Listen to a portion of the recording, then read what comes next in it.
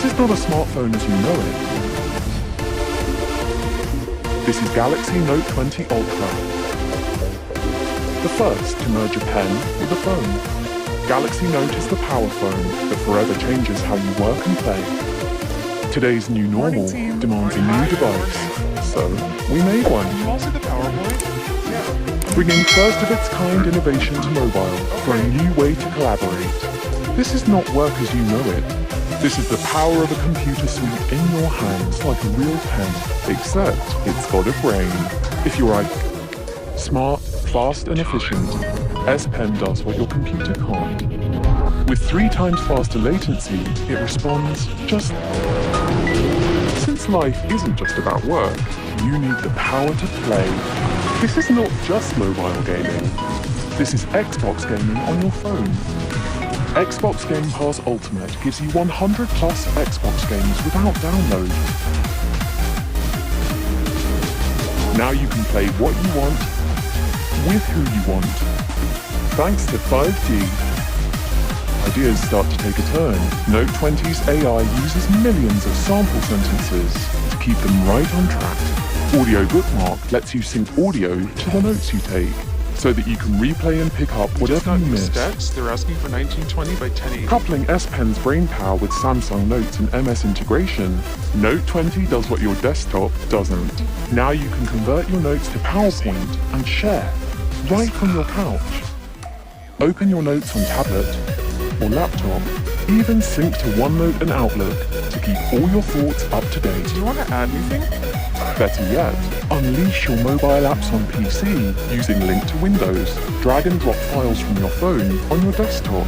Order lunch, catch up, run multiple mobile apps at once. You can even toggle across all your devices.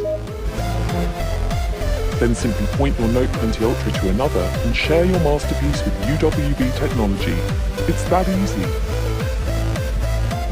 You can watch on the big screen with Samsung DeX's wireless connection and do 2 things at once without interruption. This is not mobile tech as you know it. This is the power of performance. Note 20 Ultra's 120Hz display is super smooth, making it easier to see what's on your screen. And you get hours of screen time from just minutes of super fast charge. A full charge in the morning takes you into the night. This is not like anything. As a proof, they put a lot of depth and thought in designing the Note 20 Ultra. You can see the color-coordinated rings around the camera, the matching colored camera glass, the stainless steel, the frosted back, and a lot more exciting colors like the X zoom on the Note 20 Ultra. There's also a brand new autofocus assist sensor to fix the autofocusing issue. Like they're literally creating a better and fixed version of S20 Ultra. Behind the scenes lies the only phone camera with pro-grade video. Shoot 8K with movie-like features that lets you change the zoom speed and skip the editing process, all from your phone. Take complete control of sound design with Audio Mic. Choose between front, action, Omni, or use Buds Live on Bluetooth mode as a mic for extra clarity.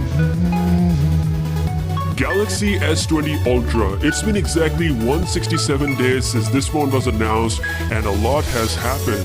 Because we exist in an age where we get to know so much about the future smartphones, it becomes impossible for a brand to escape the reality. With the launch of this year's flagship phone, Samsung changed the name from S10 and straight to S20. Not only that, they introduced the Ultra name to its biggest flagship. The pressure on this phone to carry the legendary S lineup was almost too much. And on top of that, Samsung printed things like 100x space zoom, which initially was going to be a 10x hybrid zoom, but some genius at Samsung decided, no, let's just do the space zoom 100x. They even codenamed this phone as Hubble Telescope. Like everything almost made us think that we can zoom into space and like see aliens chilling with Elon Musk. The 108 megapixel marketing, and most of all, which is also the worst of all, and that is its $1,400 price. It almost sucks the soul out of your wallet. Now all of this put a lot of pressure on this phone to prove to us that it is that good, and even if it came close to being that good, the immense pressure of marketing and pricing made sure that doesn't happen.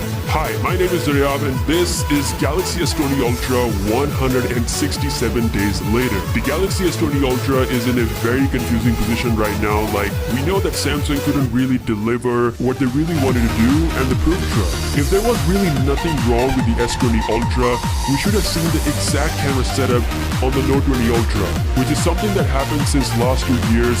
The fact that they're doing this is a proof that they know they messed up. These are the issues that Samsung couldn't really solve by software updates. Are they improved? Yes, for sure, but some things need a hardware change and that just cannot be done through a software patch. So what about my personal experience? So the S20 Ultra has got an amazing display, 1080p 120Hz. I've been fine with it, I've enjoyed it, I love it, it's beautiful. But then I use phones like Oppo Find X2 Pro, 120Hz at 1440p. Even the OnePlus 8 Pro has that. I mean, it almost seems like these brands are making a better Ultra phone than Samsung. Now, do I absolutely need this 1440p 120Hz feature? No. Is 120Hz 1080p fine? Yes. But is it fine for a $1,400 phone to not at least have the option of 1440p 120Hz?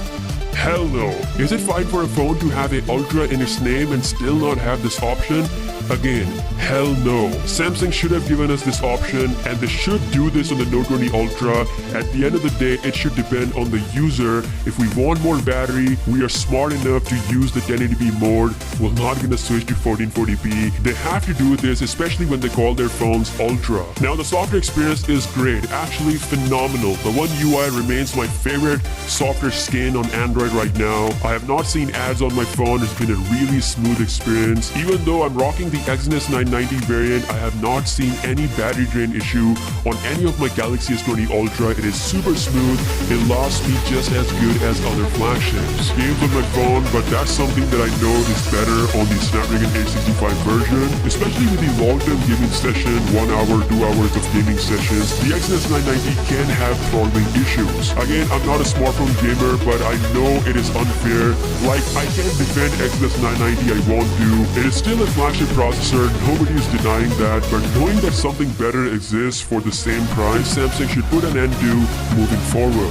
Now let's talk about the camera. So almost every software update that I got on my S20 Ultra has addressed the camera issue. It's been improved month by month with every software patch. The S20 Ultra right now takes pretty good photos. The 100x zoom was never the problem. The way they marketed this was the issue.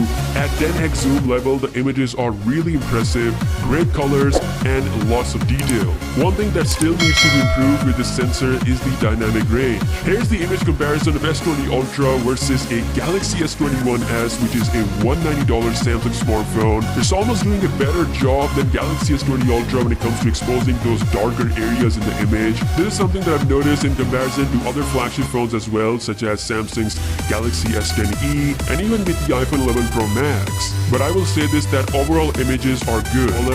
They should absolutely 100% buy the Note 20 Ultra. Like, at this point, Note 20 Ultra should just replace this phone. Samsung should just make the Galaxy S20 and S20 Plus available. Like, Note 20 Ultra is a better S20 Ultra. If you want to buy a Galaxy S20 series phone, you should buy the regular S20 or the S20 Plus that has no camera issues. To where it belongs in the market, like if anyone has $1,300 or $1,400, It's not entirely perfect like Samsung's older flagships or the iPhone 11 Pro Max. It still feels a bit slower than the older flagships. Again, this whole camera experience, especially at $1,400, feels like it should have been better. Samsung put all their eggs in one basket. They sacrificed the design so much, like you can any phone. The fact that they improved all of this on the Note 20 Ultra is a proof that even they weren't happy with the design of the Galaxy S20 Ultra. So 167 days later, what is my conclusion on the S20 Ultra? Well, it's a confused phone. For something better, you should wait for the Galaxy S20 Fan Edition. If you live in the international market and you just can't stand the Exynos 990 inferiority,